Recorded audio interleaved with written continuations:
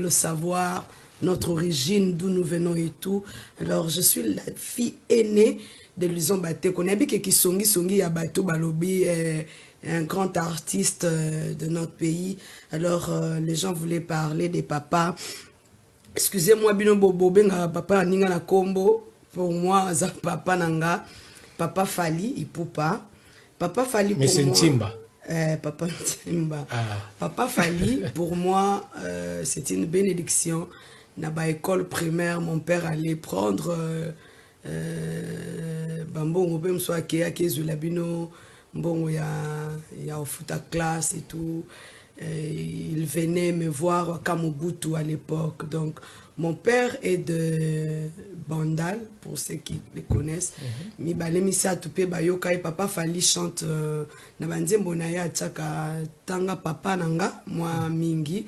C'est vraiment, Papa Fali, c'est une bénédiction pour ma famille. Les Patrick Ngoubi et autres. Patrick Ngoubi, c'est mon tonton, le petit frère à mon papa. Voilà un peu. Donc, mais Toyoki, on comprend Nengolobeli. Toyebi, on est encore ma parenthèse. Toyebi que vous avez femme Tamar ou Nzamba Selangolo. Mais il y a un autre empêché de la famille, tout dans la famille. Mais Nakoyo Kaka na rue Otoyoka, il semblerait que même Fali Poupa venez vous chercher à l'école, en dehors de la classe, Neka Tonorozora, Baleki na classe, ok, vous voyez, Bana. Et ça n'est pas le rôle à papa na yo, ça tonton na yo comme on dit. Donc il y a un moment pour moi. Ah, on a la classe, on a la classe. Voilà. Donc bah tu vas bien couper ça. Bah tu vas bien. Il y a un moment papa no lit. Oui. Ko ça le côté au salobo maman. Aime ce que bon maman lelo. Lobby et Kobima. Bien aimé, lorsque aux autres fans n'anassé à mon kili oyo, zala sincère, zala franc, oh bah tu vas ébé libanda ba ébé loin opé na kati. Pour mon kili o nyonso, ko choqué bah tout est loko moro au zala te, au présentant go bah oyo zala. Tala neti lelo. Les solos papa no la zobeteza, les solos na ma maternelle. Donc quand on parle de maternelle, on voit 3 ans. Et les lots naza maman Moubimba Boye, on parle les lots il y a 3 ans, 5 ans. Voilà, à l'époque où papa Fali avec mon père et tout ça dans leurs courses, où papa de temps en temps avait besoin de mes frais scolaires et tout ça. Et voilà. Aujourd'hui.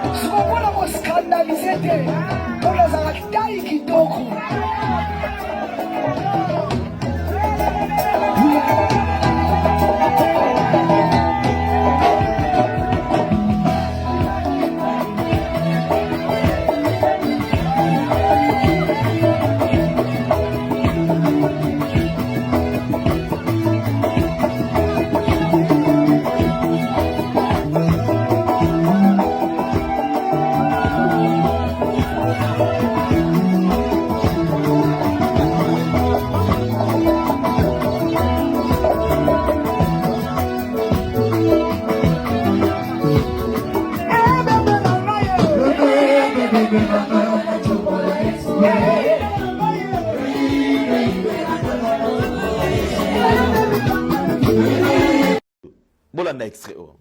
biso tolataka toji te, biso tolataka croix te, biso tolataka kipa te, biso tosalaka prière ya formule te, biso totangaka oh te, biso c'est la prière, rien que la prière. Soko moni prophète moko, na ba zambala na nzoto, na ba kipa, na ba nini, ya tuna etadamu na ye. Yebisa ye tie la biso vidéo wana mo. Omoni mboka o ya tozo kosa, osala ba aventure. Tia na mutu no nzamba za na mboko akobimisa bango polele. Na mutu ya femme Tamar alati nini oyo talit to talit te, c'est une question. Olobaki ke bino bolataka biloko oyo te, yo olataka ngo te, femme Tamar pe alataka yango te. Alors, tout ça qu'on avance pendant que c'est église. Si vous remarquez déjà votre apôtre, votre prophète, votre docteur, évangéliste, oh papa na yo, azana elambo babengi talit yeba ke azandoki. Ça dit azali mutu oyo a travaillé kana ba démon na 72 génies de la Kabbale. Jordan, mettez-moi la photo. Photo oyo, évêque, prophète Dodo Kamba, alati nini. La fille de Dodo Kamba. Yaya. La fille de Dodo Kamba. Yaya. Papa Kalama. Ozwaki tan kotala avant loba, ozwaki tan kotala ba image oyo. Maman oyo amonaka pasteur ne la ma oyo comprendre ngote. Et puis peut-être pasteur non pas kosa yo que non, asomaki on a Israël, ezala ngo mabete ezali elamba ya bandoki. Bon maintenant si toi tu portes les talit, donc tu es judaïste.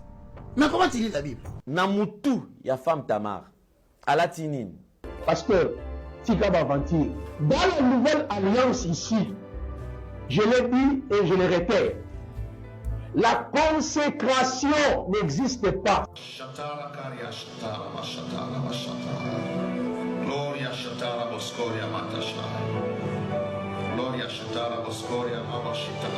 Nous malamu ndeko mwasi apôtre prophète nous on mafuta na corne on a joindre ye au corne outil Israël au corne la semaine de rabbin ndeko zo fait la porte na ba démon zo fait la porte na ba esprit yete ba choper mafuta na corne wana ba menela ba pratique moko ya kabal démoniaque na ko démontrer quoi mais la même malamu parce que tika ba aventure télévision ezali radio te malamu ya télévision ezaki ozomona ozoyoka Yeah. La vérité est rancunier. Alors bah il faut monika prophète nabino azana talit oyo joa bible na yo bima kima ba photo oyo bilamba obolati eza bilamba nini.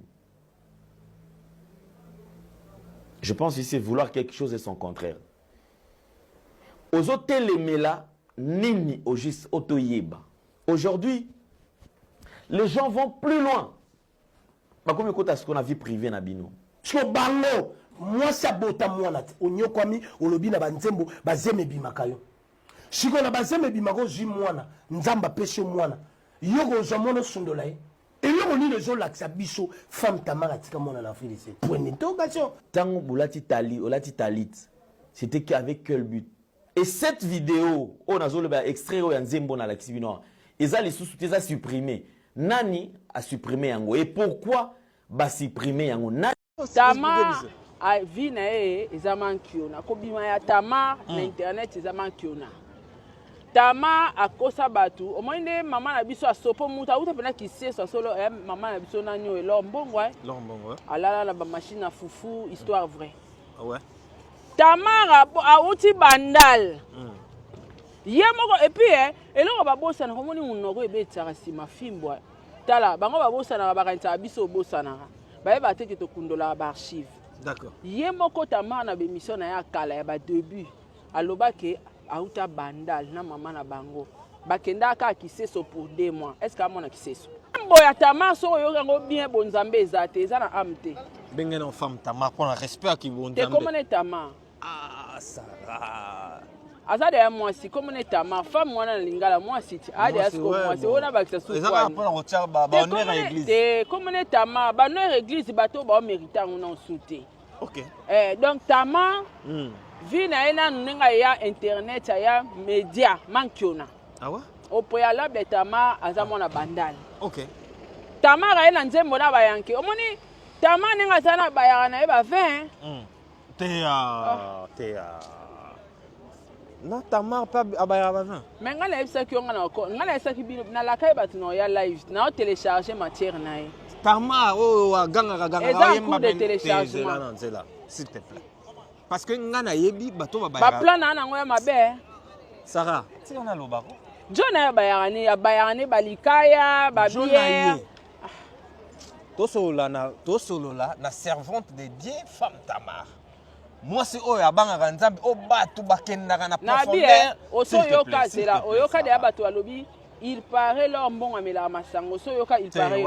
Ndeni ba il paraît zoya pona ba Tamar. Ah ouais? Il paraît Tamar amela rave, bière thé, bière na okosa mais Tamar abayara vin. Abayara vigno. Abetaka ne moi cigarette. Thé wana cigarette. Il paraît ne balobi. Certes, Tamar s'est retrouvé en Afrique du Sud, il paraît qu'il est au Bota. OK? Aboti mwana, atiki mwana aye Kishasa na bitni. Toke normal. On sait pas. Yo, yango na loba toke normal. Non, déjà quand on sait pas t'es pas na mobala obima irresponsable. Mais peut-être moi. Na zéro pardon. Na moi c'est pas obima irresponsable. To ko on sait pas t'es. Afrique du Sud ngana na camarade dans bota na Séguin. Petite sœur abota moi na en Afrique du Sud. Na sœur na bota ba na nyoso 4 en Afrique du Sud. Peu importe le nyonso o moi. Condition nyonso moi c'est ko bota na en Afrique du Sud. Maman tikala na mwana. Donc ngane na s'il te plaît, ngane na za boye. Nazana na ki obota par exemple en États-Unis, moi na bota mi atana ba condition ma B, na chango bongo. Na sundoli moi na zo Kishasa. Sundoli était va garder l'hôpital. Non non. Bako garder peut-être moi na bota mi aza moi moni batu bata la biso. Ba mona ngana oto sa analyse bazo ba parce que non parce que yoko tika mona na couvert pendant 1 an. Analyse ni olingi to sa ngana yo héros. Mais soki yé mukolo mwana aboti mwana atiki kuna peut-être après on va récupérer par beaucoup le laké mwana pour y travailler. Ah, qu'est-ce que tu veux qu'on dise? Non, c'est l'irresponsabilité. C'est normal, c'est anormal. Et à muto abota te na vie na ensamba pesi mwana neka moko oza musika nende. Et puis mwana oza moko. Oza musika nende. Toza batu sibatu ba otala biso pe ba bazo bate. Oza wana na problème maboto otalanga. Nzamba pesi oka mwana ngo alikinda moko. Aux occasions qu'on bote en Afrique du Sud. On bote na ba condition malamu, on bote na ba condition mabe. Maman ni na kotika lisu na emoko, o sutiki en Afrique du Sud, aux oripe qui chasse à l'aise. Oh là la pe pongi. Nana on mediselo mwana mabele. Mwana tanga lela na butu. Nana on s'occuper na epo muta boko la mwana mutu koleka ye moko azate. Tamar ote ya bisoni en église. Aussi longtemps yo moko za irresponsable na mobali non. Mais oui, parce que si la femme a sali ba acte pareil, yo mobali ozana beza mwana ozosinga mwana otepanya. Tamar aboti le 1er janvier 2024 ndakende ko bota kuna. Azaki na zemu pa. Te ko bota wana. Non, na tuni. Zemi to mona te, to mona ka na hôpital to mona te. To mona te aniki achela biso pezemi. Na mona ngona misu la rapela benjoka AliExpress. Donc misola zemi ko tula ngate ponda zana so atambola na zemi na Congo AliExpress. Ah Sarah. Na yebisa. Zemi to mona te. To mona te. To mona zemi te. To mona te papa. D'accord. Ga kotana na komana ba duty pe ma kasi Thomas. Thomas. Na on dit bate Thomas makasi. Donc soki certainement rabota. Ouais. Ils auront le 1er janvier 2024. Certainement, au sentir na koti katia histoire. Hein? Vas-y. Le 1er janvier 2024. Le toi le 40e. Une année déjà. Déjà une année, ouais. Certainement, qui est en Afrique du Sud. Tolingi témoignage avec action. Ton témoignage inapercité. Nzamba pesinga salinga grâce à pesinga mwana. On doit voir ces bébés. On doit les voir. Hein? Une année, c'est beaucoup. Maman moko boye ovanda l'aise otika mwana ona et puis Tamar banda bota azonga so Afrique du Sud hein. Oh depuis que na ta mwana te rien azonga. Ah c'est wana comme douter. Te wana siko so te wana comme il faut. Te wana siko comme il faut. Ah ouais. Donc nana beta tour ta kem Afrique du Sud vite. Na kutu ndela zabo non kutu yango na yebso non to décortiquer ku na ngana na décortiquer Tamar te dossier na eza en cours de télécharge mais comme c'est eza moi flash. Oh flash. Auto flash gars. Et puis moi so azate. Ce qui femme Tamar, soit disant femme Tamar, maman li kambunini. Est-ce que cette femme ne peut-elle pas se calmer? Banda fali abwa kaki ye mwana Luizo bateko soki Luizo bateko et kati et commissaire Silauka. Mutu toboki. Libanga fali et commissaire femme Tamar Silauka. Comme on est dans Tamar, te comme on est sur libo, Te comme on est à femme Tamar. Libo, babota na komba femme Tamar te. On a bas comme on est dans Tamar, te comme on est sur libo. Te comme on est à femme Tamar. Libo, babota na komba femme Tamar te. On a bas sobrika bakosa leka kakati. Ne fait rigola longola Hervé a comment faire rigola. Yepe aye na kombo na Tamar. Kombo baboto les Tamar. Tamar te papa, to sola a to benge ka komone Tamar. Apesa msumwa muke na okaka kite ajine sura mwana nante. Doasa leki. Sera ko kita. Mwana nante. Vine henyo soma kiona. Tamar ona koza le longa bala nante longe kubinde ngwane koza bala nante. Acha no nante. Tola. Papa tika na expliquer yo. Vanda beta. Cette femme passe maintenant son temps sur les réseaux sociaux. Maman, Maman Tamar. Maman Tamar. Zelo Koti. Tozo Kundayo. Et commissaire Silauka. Donc, elle pense que moi, grâce à Mouké Azuyaba, na yembela yesu na bota soki na tikanino mais il y a quelque chose mutu mo soki kalama mobali na ye kalama ngoto yebiete akomi soki elengi poto ye wana luketu na kalama mama likambo nini oyo mboka nini lo baboketu ya. Dites à cette femme, la femme ici, la Tamar ici, dites à cette Tamar, Djela Koti Akolela. Je prends rendez-vous avec vous. De là, quand il y a des réseaux sociaux, na moni azo opesa bato akomi ko attaquer bato na ba réseaux sociaux nzambe na ngai ni kambonini mwana mwasi oyo. Yoka bayembi baebele. Ndeni babambi yango ata mutu musute. Mais baroza pe ba inine peut-être il a beaucoup de jaloux babambi nga bon pe ba luka. Jaloux yenani Alekisa ndambu ina succès. Ah ça va. Bon, pour ça, on a jaloux, mais il faut ça, on a succès. Aleki Rossini. Mais non, mais. Papa, la jalousie est à un niveau élévation. Bien sûr, mais elle est élevée. Et en quoi? On parle d'elle aujourd'hui. Et pour moi, on parle de gens positivement et négativement. Là, on parle négativement. Il n'y a pas Dieu dedans. Tamar Warrior. Mais est-ce que ça faut? Hein? Ça faut. Est-ce que côtoyer Fofali? Peut-être il a fait ça pour faire plaisir à Fali parce que Fali est-ce que Tamar otoyebaka mwana kiseso banda Fali abwaka ya koma Tamar Warrior ya mwana bandal ala chiso identité na akoti maman ki bandalungu Tamar yo so mona pasteur aleka na TV expliquer biso ta na taille yebisanga to sana ngoneti et puis taille wana bina taille uta na lola Sara na loba na tana wa bila taille Tamar bina na taille Tama, oseli bumlora kibeka. Tama na tai. Pone tingane na zaboy, so ali bumnene na matama minene mipende makolotu yange ya minene. Est-ce que forme Tamar wana ninga za wana? Est-ce que Tamar ako parler biso sur tai? Ngai na boya na tabla minene post tai nange sa scandale. Papa, ngana otoyebi ba tai scandale. Tai ya Tamar wana otala ki scandale, tu es un homme. Marso ojata banzemo na ya pas Dieu dedans. Comment yoko yemba nzambe loka camarade na ochanga poa bomelanga moto, c'est quel genre de langage ça? En fait, non, c'est pas un style. C'est pas un style papa. Style nini? Toi na ba style na musique, yebsanga wana style nini ka? Ça façon, ça langage en fait. Et ça langage moi qui yanké, mais on se différemment. Jamais, c'est impossible. Mais bah toi yemba fort hein. On doit faire Yoka. On doit faire la différence entre les enfants dédiés na ba yanké. Nzamba za nzambe. Nzambe basaisaki ba jeté. Non, bomelanga moto ya faute ça. C'est au bomelanga moto na ndeni nzamba camarade noté. Papa. Tomona ba matu Samuel ba yemba nzambe basenga ba pardon yo ka nzembo repentance muto senga nzambe ne pardon. Est-ce que nzembo na tango yo moko peno vai na parler yo ko senga nzambe pardon na nzembo Tamar. O bandi webisa nzambe bomelanga moto papa bomela. Todo solana ma femme Tamar. C'est mais atanani akoma pasteur alongwa moyembi. ayemba so te. Mais Tamar akoma pasteur, yo ebite akoma prophétesse. Mais bon, ça problème moto soko ayemba okoma pasteur te. Ça appel te ça. Te. Nzamba ko bengo en même temps chantre, en même temps pasteur te. Ça bon te. En fait, femme Tamar. Ano lukuta. Oui. Femme Tamar, oyebi communauté na biso congolaise oyo bara communauté moko toxique. Mais est-ce que toi tu as des problèmes personnels? Mais est-ce que c'est important aussi? Mais non, c'est pas important. Mais est-ce que toi Sarato là, tu as des problèmes perso avec Tamar?